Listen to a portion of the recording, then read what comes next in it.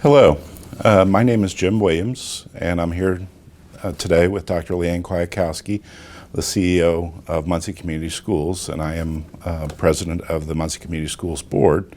And we are here today to introduce and discuss the innovation plan, which we are in the process of drafting and getting ready to submit to the state on June 30th, 2020.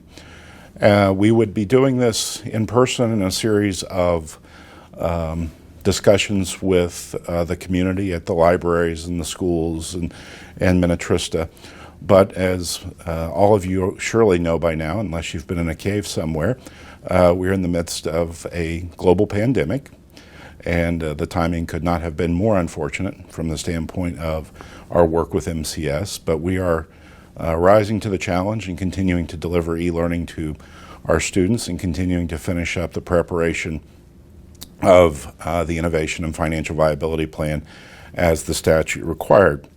So we are doing this virtually, and we are going to be discussing the pillars on which the plan is being constructed and the foundational principles on which it rests, and Dr. Kwiatkowski will be going into greater detail on those, and an opportunity then for all of you, our MCS family, community stakeholders throughout the city and county, to provide feedback to us on our digital platforms. So with that, we will talk briefly about the background and how we got here today and what led us to this process. As many of you know, in 2018, Muncie Community Schools and Ball State University entered into a historic partnership as directed by the state through the legislation that passed in a special session in May of that year. In July of 2018, the board took office, and we proceeded then on addressing immediate issues and stabilization of the school system. And what we found was frankly heartening. We have many, many devoted teachers, principals, administrators, staff members who all give their best every day for the sake of our learners at MCS. After an extensive search, we ended up hiring Dr. Kwiatkowski, and her presence has been nothing short of amazing, and her energy and devotion to learning, her devotion to our students, and to this process has been simply first rate. So this anchoring partnership between Ball State and the school system has already rendered wonderful results. We were able, as a board, upon the recommendation of our administration, to approve another raise for our teachers as we continue to prioritize recruitment, retention, and recognition of our wonderful faculty. So we are particularly proud of that as the budgets have stabilized and we're operating in a surplus again this year. We've managed to put money into a rainy day fund, and that's all so important as the innovation plan and our efforts to improve the academic performance at MCS will indeed require resources. So financial stewardship continues to be a priority. During the past couple of years, with the assistance of our community stakeholders, with Dr. Kwiatkowski's efforts in seeking grants, President Mearns' efforts, we've garnered over $5 million in pledges and additional funds. And what I like to refer to those funds as is margin of excellence funds. Those are in addition to the state funding we receive, and it will lead to, as I say, a margin of excellence for us moving forward. We've welcomed new academic and enrichment programs and services.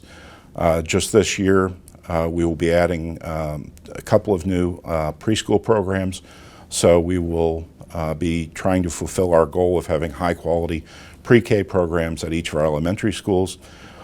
We launched a partnership between Huffer and Longfellow, leading to the opening of a pre-K at Longfellow. We will be having one at Northview and Westview as well this year. We've launched a partnership with Mercix and Magna Manufacturing, to provide for greater internship opportunities for our high school students as we continue to work on the cradle to career model that you will hear more about later as part of the innovation plan. We've strengthened relationships with our community partners. A primary example of this is Meridian Mental Health is in the process of opening a federally qualified health clinic at Southside Middle School that will provide a full range of behavioral and physical health services to our students, our faculty, and our community. That's just one example of those partnerships growing stronger.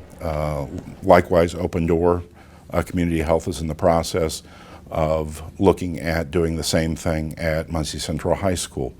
So those partnerships are providing real results for our families, our students, and the broader community.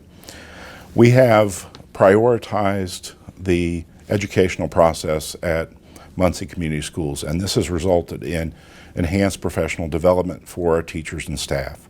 We had a day-and-a-half educational summit in September where we brought in national speakers from across the country to provide professional learning opportunities for our faculty and administrators. That was a great success. We had over 500 individuals in attendance.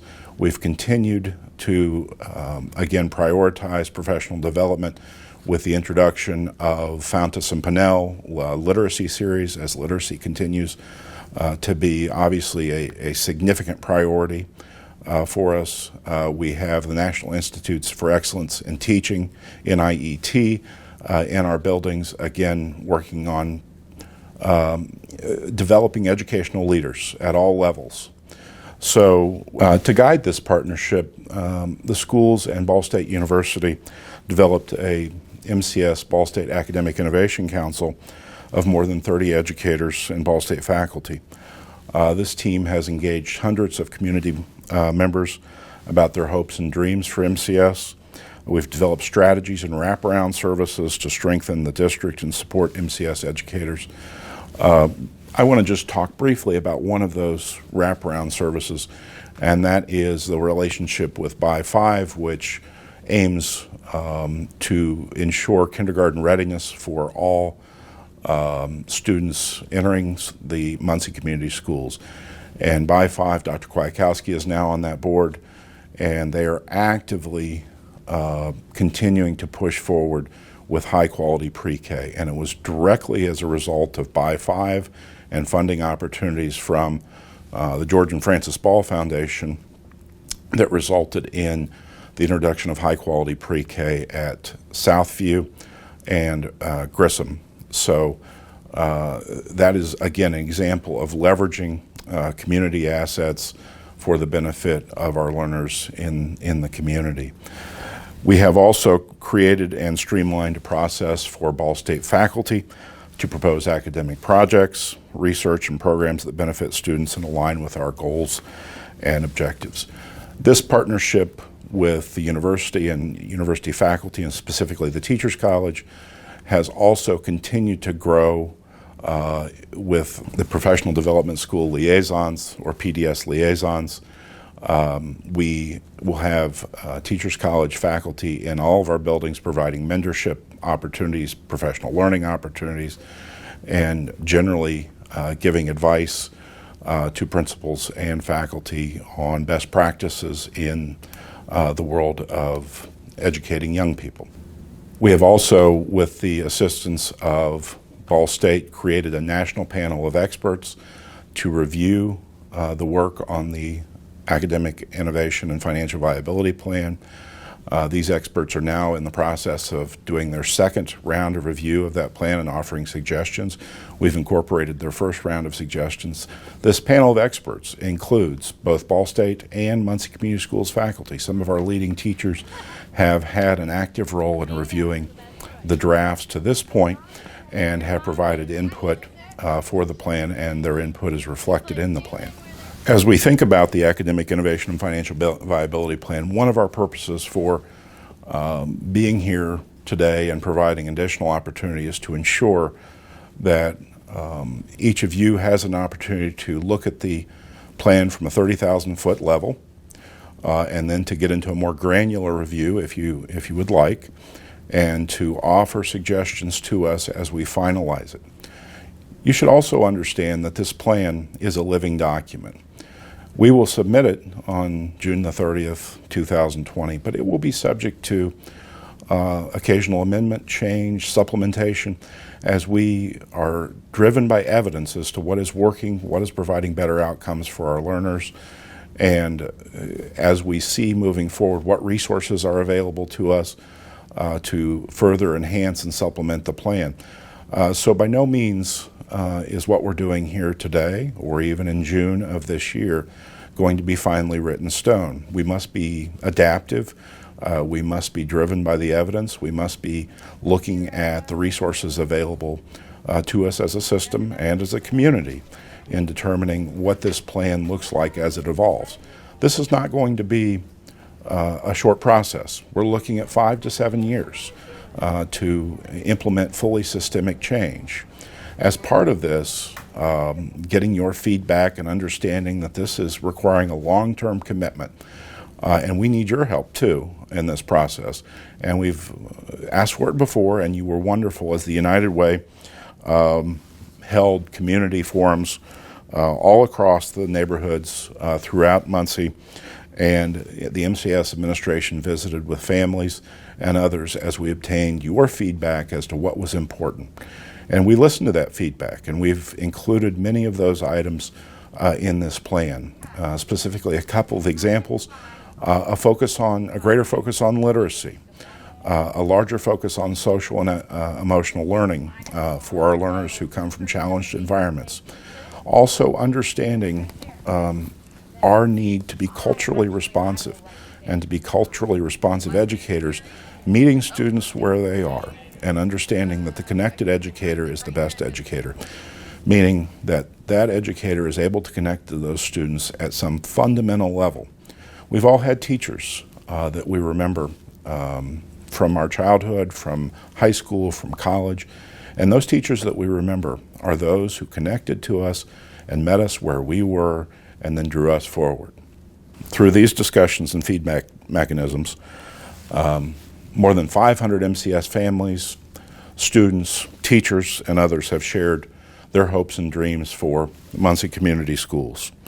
We've distilled those dreams into several broad themes, and those are as follows. We wish to recruit and retain highly effective educators. We want to provide rigorous, relevant educational experiences for our learners. We want to operate resourced, full-service community schools. An example of that is Southside Middle School with the full-service medical clinic that will be going in. We want to advocate for equity across schools and within the classroom, understanding that discipline cannot be one size fits all, that if we go with a matrix approach to discipline, injustice will occur and learning will be stunted. We need to increase family and community engagement. Ultimately, we cannot do this alone. It will require a symbiotic relationship with families, with the broader community, and a give and take which is constant, and a dialogue which is ongoing, open, honest, and filled with justice. We need to spark authentic relationships between teachers and families. Again, the connection that I've mentioned earlier. We need to create meaningful and ongoing assessments of student learning. This is not testing for testing's sake. It is developing the evidence to see what is working in our plan, what is going well, what is not going well. Not everything will be a success. We have to be in a position, again, to be adaptive and recognize when things need to be done better, differently, or perhaps in a new manner entirely. We need to honor and celebrate diverse cultures. This nation is built on diversity, and it brings such a richness to our lives that we need to always honor it and not fear it. We wish to develop learning environments in which students feel valued and inspired. Candidly and spoken quite simply, our values at MCS has to be that our learners know that they are known and they know that they are cared for. And that's got to be a touchstone on which everything else follows.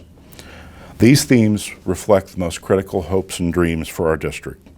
We link them with leading research and best practices. Our national panel of experts has offered guidance and perspective throughout plan development, and the result is an innovation plan that will align with the district's strategic plan, which is also in the process of being completed. Together, these documents will guide the future of Muncie Community Schools. Now, although we have made incremental improvements, we project, again, sustainable and systemic revitalization will take 5 to 7 years. In year 1, this fall, we will begin the 3-year phase to strengthen and stabilize our academic and financial foundations to baseline performance levels. In year 4, we will begin implementing our aspirational vision and strategies to achieve academic excellence at all levels. With that, I've said enough, and at this point, I want to turn it over to Dr. Kwiatkowski to go through the plan in a little greater specificity. The plan outlines 2 foundational principles and 5 operational pillars that create a strong foundation for our schools. These values underscore our belief that all students learn through engaging curriculum and instruction, positive mentorship, and valuable collaboration within our district, our university, and our community. The 2 universal foundational principles focus on professional learning for teachers and administrators and culturally responsive practices. The first principle reflects our commitment to continuous, aligned, and strategic professional learning, or how educators and administrators continue to develop their craft. Our professional development will be content-focused, job-embedded with modeling and coaching, which incorporates culturally responsive best practices and active learning. The second principle focuses on our embrace of culturally responsive practices. Our relationships, curriculum, instruction, and assessments will reflect an understanding of the strengths of all families within our diverse Muncie Community Schools community. We will embed culturally responsive practices in our trainings, teacher performance rubric, and we have already formed a culturally responsive cadre to lead this effort. These 2 principles are embedded in the strategies for all 5 pillars.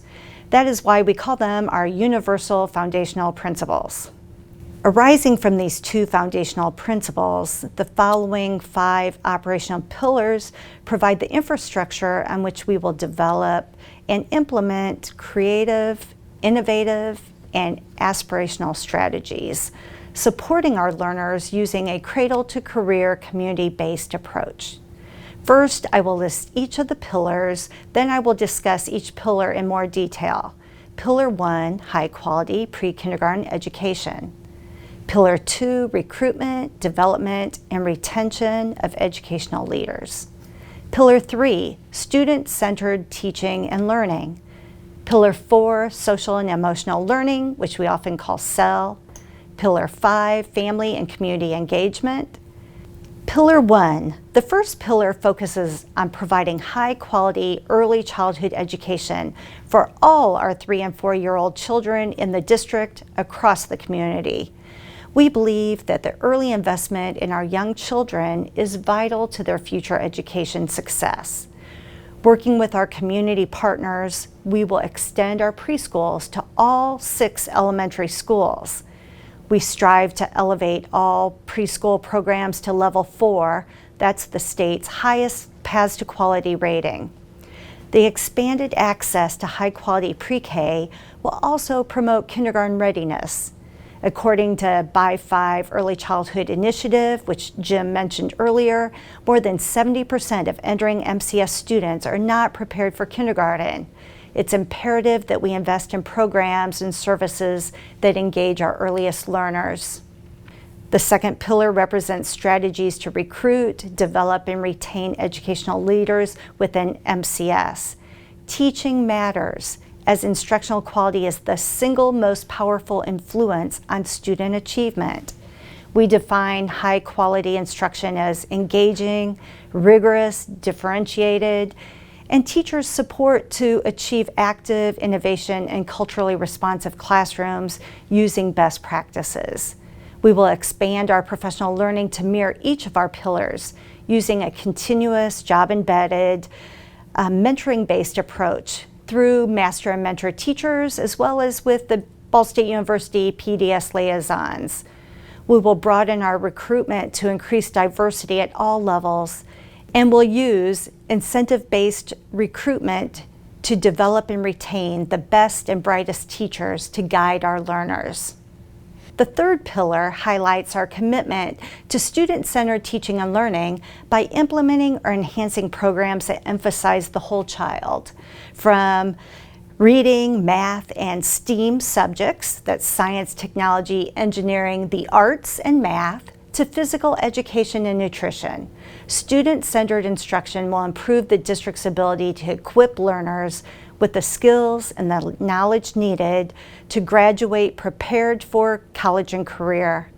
Instruction and learning are optimal when curriculum and instruction and assessments align with the standards and are cognitively demanding.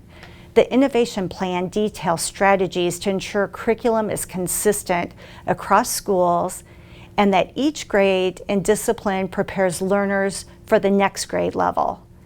We also intend to innovate classroom space as we transition to active learning and collaborative classroom models. These transitions will result in more student-centered, intentional instruction. We aim to provide learners with clear college and career pathway options, starting with career awareness in first grade that builds through middle school into career and college exploration, including internships and work-based learning experiences in high school. The fourth pillar offers a social and emotional plan based on 5 core skill areas: self-management, social awareness, relationship skills, and responsible decision-making. We know that some of our students struggle in these areas. Our effort to increase social and emotional learning incorporates a consistent, systematic, multi-tiered system of support framework. This is often referred to as MTSS. Working closely with Ball State University and an interdisciplinary team of mental health and instructional experts, we will identify and serve learners that need targeted interventions and support. The MCS-BSU partnership is committed to implementing a comprehensive CEL program that creates developmentally appropriate opportunities for students from preschool to high school to gain the skills needed to recognize, manage emotions, establish and maintain positive relationships, and make responsible decisions. Professional learning for teachers and staff will emphasize social and emotional learning to ensure we model and create learning environments that are culturally sensitive, inclusive, and respectful of diversity. We consider this as important as academic achievement. Pillar 5, without a doubt, students with supportive adults achieve the greatest success.